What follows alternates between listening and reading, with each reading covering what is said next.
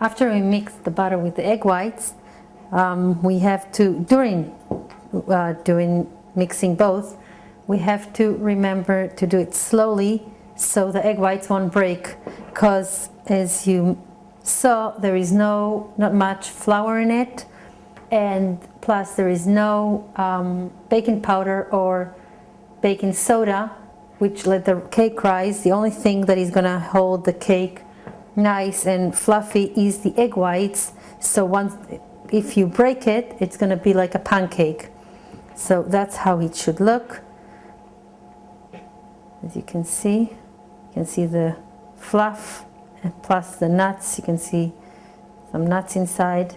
And we're gonna put a baking sheet on a pan that we're gonna use, and place the butter inside.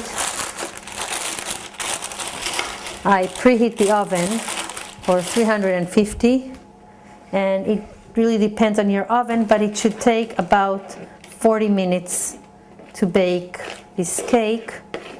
It might take longer or shorter depending on the size of the pan that you use and your oven, of course. So 350, and for about 40 minutes. You can check after 30 minutes with a toothpick to see if it comes out clean.